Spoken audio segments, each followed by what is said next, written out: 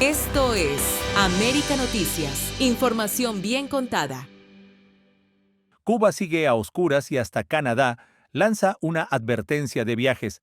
¿Por qué la Casa Blanca construye en secreto un búnker? ¿Qué está pasando realmente? Y en el tablero mundial, Estados Unidos, Rusia y China chocan por Groenlandia, una disputa que puede cambiar el equilibrio global. Además, el presidente Donald Trump cumple su primer año en la Casa Blanca de su segundo mandato. ¿Cuál es el balance? Acá se los contamos.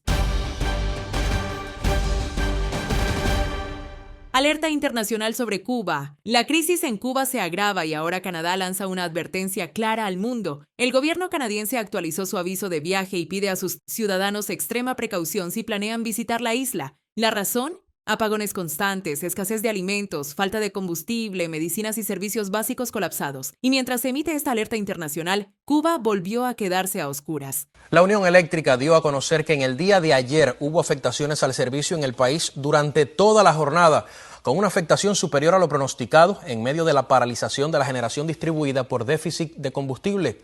Con varias unidades térmicas averiadas y 2 en mantenimiento. Amplias zonas del país amanecieron sin electricidad, con cortes prolongados que afectan hogares, hospitales, comercios y también zonas turísticas. En algunas provincias los apagones superan las 12 y hasta 24 horas y el propio gobierno reconoce que no hay una solución inmediata. La falta de combustible y el deterioro del sistema eléctrico mantienen a la isla al borde del colapso. Canadá advierte que incluso los hoteles y resorts se están viendo afectados. Muchos dependen de generadores que ya no funcionan de manera continua, provocando fallas en aire acondicionado, agua potable y alimentos. La recomendación es clara: viajar con medicinas, agua, comida y dispositivos cargados. Porque en Cuba nada está garantizado. Mientras tanto, los cubanos enfrentan la oscuridad, el calor y la incertidumbre, y los turistas, lo que prometía ser un paraíso, podría convertirse en una pesadilla. Cuba está en crisis y el mundo lo sigue advirtiendo. Seguiremos informando. Soy Leticia Grau para América Noticias. Misterio y secretismo en Washington. La Casa Blanca construye un búnker ultrasecreto en medio de renovaciones secretas. En un proyecto que ha despertado especulación, intriga y preocupación, la Casa Blanca está reconstruyendo un búnker secreto bajo el ala este del complejo presidencial en pleno corazón de la capital estadounidense. Según reportes de medios internacionales, las obras se realizan en lo que fue un antiguo refugio subterráneo diseñado hace más de 80 años para emergencias de guerra. Lo que se está renovando es un espacio subterráneo que originalmente fue creado tras el ataque a Pearl Harbor de 1941 y ha servido históricamente como centro de operaciones de emergencia presidencial. Un lugar fortificado con comunicaciones seguras, suministros y sistemas aislados, destinado a proteger al presidente y al equipo en caso de crisis extrema. Las autoridades de la Casa Blanca han rechazado comentar detalles, argumentando que revelar información podría poner en riesgo la seguridad nacional. A pesar de ello, fuentes cercanas y antiguos agentes de seguridad han señalado que el antiguo búnker ya fue desmantelado durante las obras y que lo que viene detrás es algo totalmente modernizado y mucho más sofisticado. La reconstrucción coincide con un momento de tensiones globales, desde la guerra en Europa hasta la crisis en Medio Oriente y Asia, y con crecientes desafíos internos en Estados Unidos. Algunos analistas señalan que esta renovación podría estar diseñada para proteger al presidente y a su gabinete ante emergencias no solo bélicas, sino también cibernéticas o terroristas. La obra forma parte de una intervención más amplia en el ala este de la Casa Blanca, que incluye un nuevo salón de baile y espacios públicos, pero el verdadero corazón de este proyecto está bajo tierra y es clasificado como de alta seguridad y acceso restringido. Expertos en seguridad aseguran que las instalaciones subterráneas no solo sirven como refugio físico, también cuentan con comunicaciones independientes y centros de comando para coordinar respuestas en situaciones de crisis extrema como ataques nucleares, amenazas terroristas o catástrofes nacionales. Lo que sí está claro es que esta renovación ha encendido debates y teorías sobre qué es lo que realmente preocupa a la administración actual. ¿Es pura precaución geopolítica o hay motivos más profundos y urgentes detrás de este búnker secreto? Mientras tanto, el proyecto continúa bajo sigilo absoluto y cada día que pasa sin más detalles oficiales alimenta más rumores sobre amenazas globales, seguridad nacional y el futuro de la Casa Blanca bajo tierra. A medida que tengamos más detalles, se los iremos informando. Soy Leticia Grau para América Noticias. Crisis global por Groenlandia. Estados Unidos, Rusia y China entran al ring. La disputa por Groenlandia, la estratégica isla ártica, se intensifica dramáticamente tras recientes comentarios de Donald Trump diciendo que llegó el momento de eliminar la amenaza rusa sobre Groenlandia. Ahora Rusia responde con dureza, afirmando que esa tierra no es una parte natural de Dinamarca y cuestionando cualquier intento de controlar o negociar su destino. El presidente Vladimir Putin, a través de voceros oficiales, no solo rechaza las insinuaciones de Trump, sino que lanza un claro mensaje geopolítico al mundo. Rusia no se quedará de brazos cruzados mientras Estados Unidos y sus aliados tratan de imponer una agenda sobre territorios estratégicos. В том, что они являются членами Североатлантического альянса, и этот альянс сейчас проходит испытания на то, что он из себя представляет. Поэтому, как бы сказать, мы совсем не заинтересованы в том, чтобы вмешиваться в чьи-то дела. В принципе, Гренландия – это не естественная часть Дании, правда ведь? Она не была ни естественной частью Норвегии, ни естественной частью Дании. Это колониальное завоевание. То, что там жители сейчас привыкли и им комфортно, это другой вопрос. Но проблема бывших колониальных владений, она стоит все более и более серьезно. И, конечно, когда оправдывают происходящее вокруг Гренландии тем, что иначе ее захватит Россия или Китай, нет таких подтверждений, и на Западе уже экономисты, политологи их опровергают. Многие вообще не знали, что это такое среди наших граждан, пока вдруг Гренландия не заняла первые полосы. Это решайте внутри Североатлантического альянса, еще раз говорю. Мы посмотрим, как будет. Mientras tanto, China también observa y se acerca a esta discusión, buscando oportunidades económicas y de influencia en el Ártico, especialmente en recursos naturales, rutas marítimas y minerales valiosos. Esta explosiva combinación, Rusia, Estados Unidos y China disputando un territorio clave, está elevando la tensión internacional a niveles no vistos desde la Guerra Fría. Groenlandia, más allá del hielo, se ha convertido en un enorme tablero de poder entre gigantes. Groenlandia ya no es solo una isla remota, es el epicentro de un choque de titanes. ¿Podrá Washington, Moscú y Pekín llegar a un acuerdo? ¿O el mundo se dirige hacia una nueva confrontación global por el Ártico? Seguiremos de cerca esta noticia para traerles las novedades al respecto. Soy Camilo Lavastilla para América Noticias.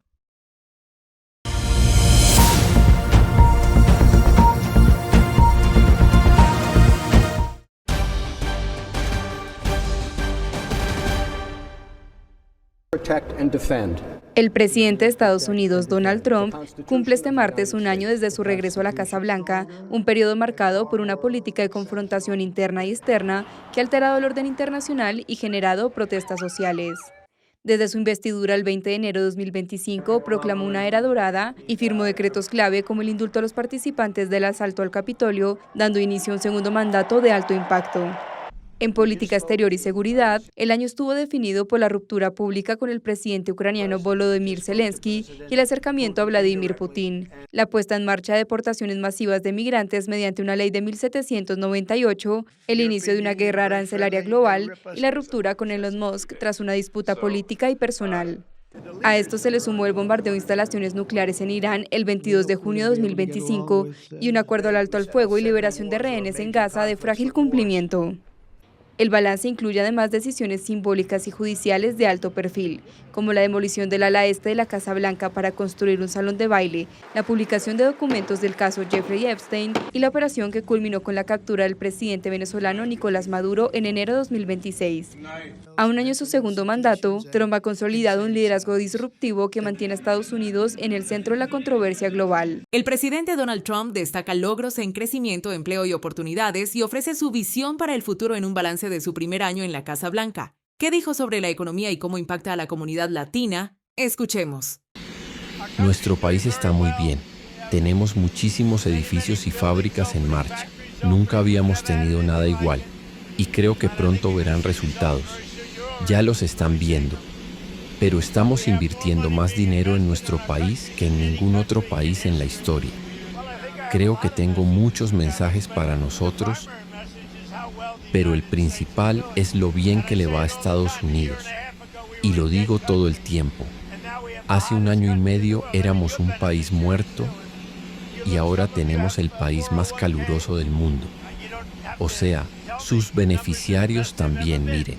Algunos de ustedes tienen planes de jubilación. No tienen que decírmelo. Sus números son los mejores que han tenido.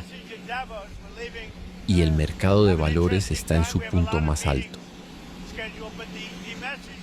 simplemente nos va de maravilla.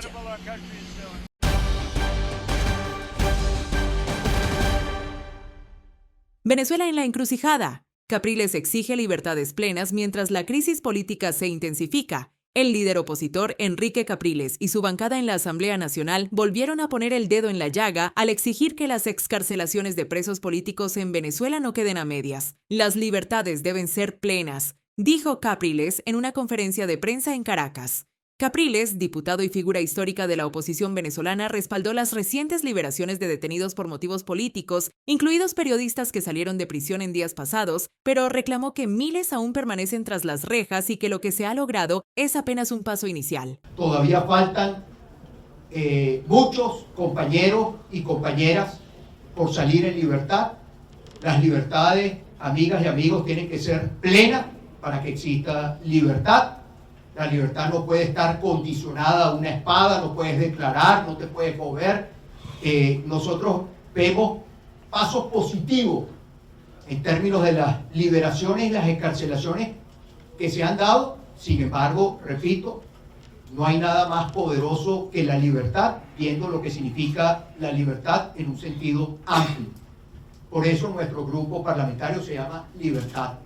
Libertad significa poder alimentarse bien, libertad significa poder tener un servicio de salud que funcione, libertad significa que llegues a un hospital y en el hospital seas atendido, libertad es que puedas decir lo que quieras, libertad es que puedas abrir la actividad económica, desarrollar la actividad económica dentro de las leyes que tú quieras. De eso se trata la libertad y ese creo yo que es el gran desafío que tiene el país en los tiempos por venir. Este reclamo ocurre en un momento clave. El gobierno de Delcy Rodríguez ha dicho que Venezuela se abre a un nuevo momento político y ha anunciado la excarcelación de cientos de presos desde finales de 2025, aunque organizaciones de derechos humanos señalan que la mayoría de las liberaciones han sido con restricciones y no garantizan derechos plenos. Capriles, cuya agrupación política Unión y Cambio busca posicionarse como alternativa democrática frente al chavismo, subraya que la libertad no puede ser una concesión parcial. Su llamado apunta tanto al gobierno como a la comunidad internacional. No basta con abrir grietas, se necesita una apertura real y plena, afirmó. Mientras tanto, Venezuela vive una situación volátil. La apertura se mezcla con denuncias de represión persistente y muchos venezolanos exigen que la transición política se traduzca en derechos fundamentales concretos y no en cambios cosméticos. El debate sobre libertad plena, presos políticos y futuro democrático sigue escalando, y Capriles está decidido a ponerlo en el centro de la agenda nacional e internacional. Seguiremos informando. Soy Leticia Grau para América Noticias. Venezuela dice estar en paz, pero ¿qué hay detrás?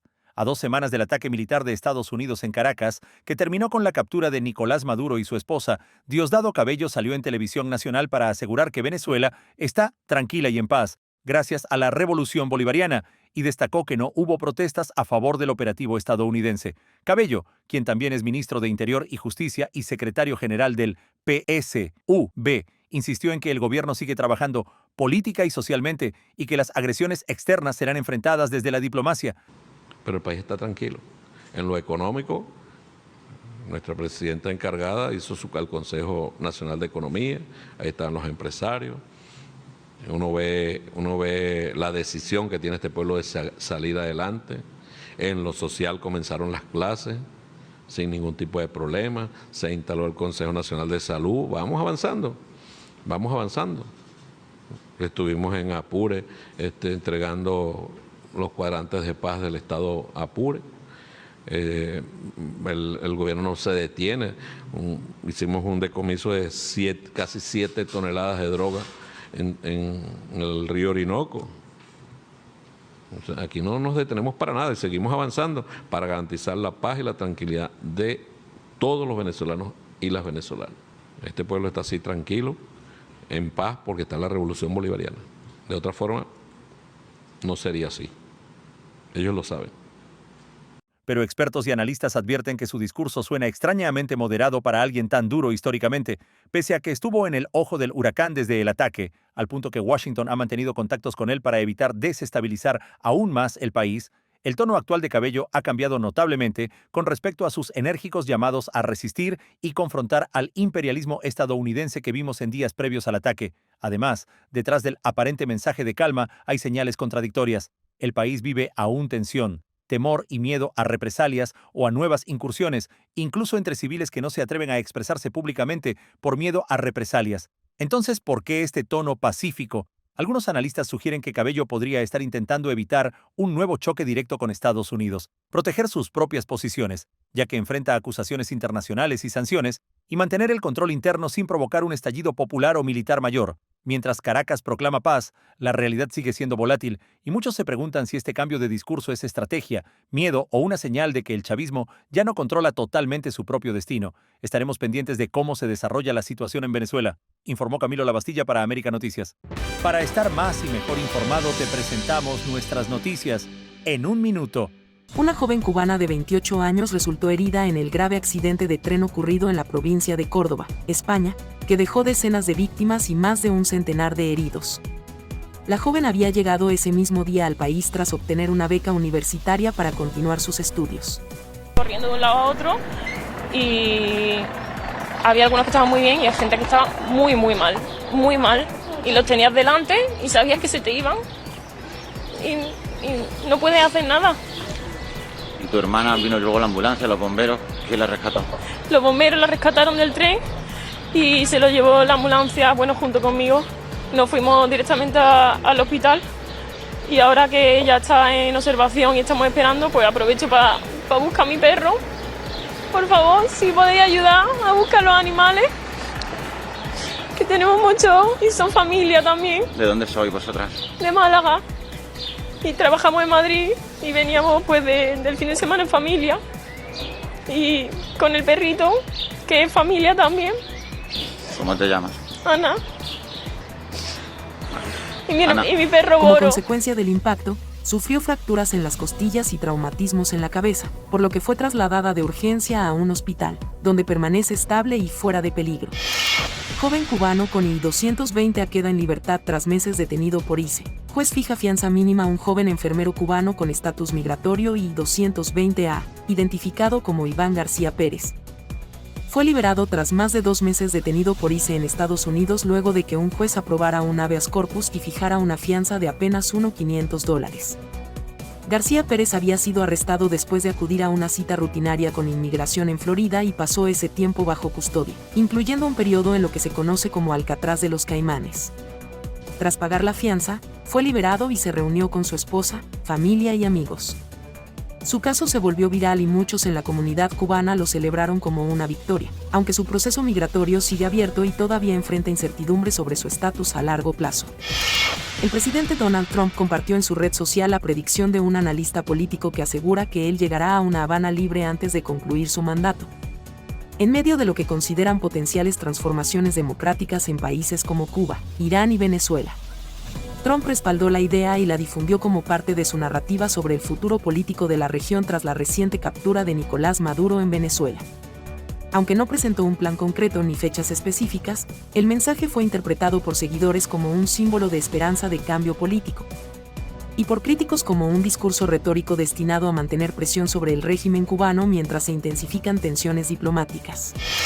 Cuba compra combustible de emergencia en África y envía el tanquero Mia Grace rumbo a La Habana ante la crítica escasez de combustible provocada por la suspensión de los envíos regulares desde Venezuela tras la caída de Nicolás Maduro.